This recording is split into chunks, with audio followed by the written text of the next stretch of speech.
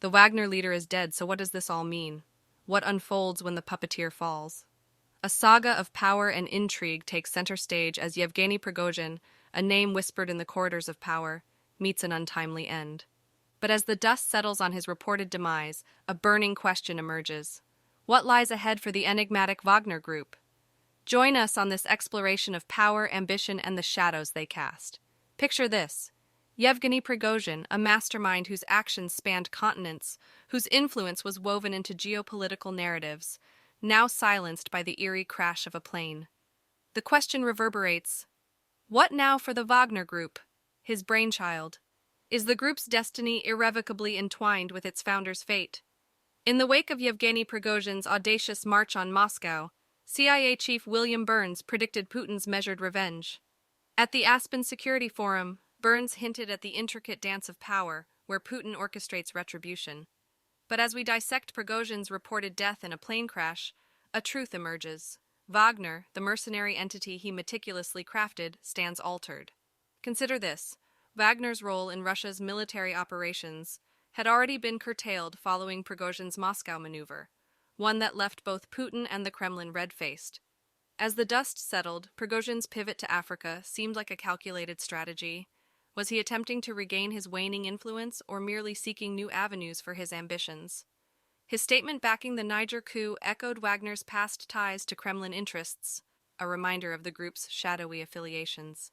Now visualize Prigozhin's final act, a video from an undisclosed African location. Dressed in his signature combats, he spoke of recruiting for African operations and invited Russian investors to the Central African Republic, a theatrical shift from puppeteer to protagonist, or a continuation of his power play. The intrigue deepens. Picture the skies over the Tver region near Moscow. A private jet carrying Prigozhin and senior Wagner leaders plunges. Was it an accident or a calculated strike?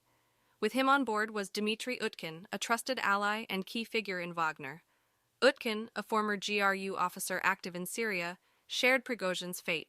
Reports hint at other Wagner leadership members possibly aboard. But what of Wagner itself? Reports from Russian social media circles linked to Wagner suggest that its leadership may have shared the ill-fated flight. What was once a cohesive entity now stands fragmented. Hundreds of Wagner fighters exiled to Belarus reportedly began departing, discontent brewing over dwindling pay. The force reduced by a quarter, the future seemed uncertain. In Russia, Wagner's operations lay dormant in the shadow of Putin's displeasure. With their role in Ukraine's turmoil done, the group exits the scene. But a pivotal question remains. Can Wagner's legacy thrive in African states where it once wielded shadowy influence? Who will step into Prigozhin's shoes, and can they replicate his intricate web of connections?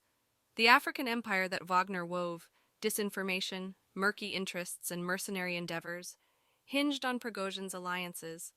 Suggestions abound that Wagner intervened in Mali, a move that influenced France's military decisions. The man had cultivated personal ties with warlords, coup leaders, and those entangled in corruption. In the aftermath of Prigozhin's reign, the question lingers. Can Wagner continue without its puppeteer? As former Air Vice Marshal Sean Bell aptly noted, Wagner's essence was Prigozhin himself. Can the group thrive when severed from its architect? His shadow looms large, casting uncertainty on the group's future. The demise of Yevgeny Prigozhin forces us to ponder the symbiotic relationship between power and its wielder. Watch another video. Which Daily Blade video do you want to watch next?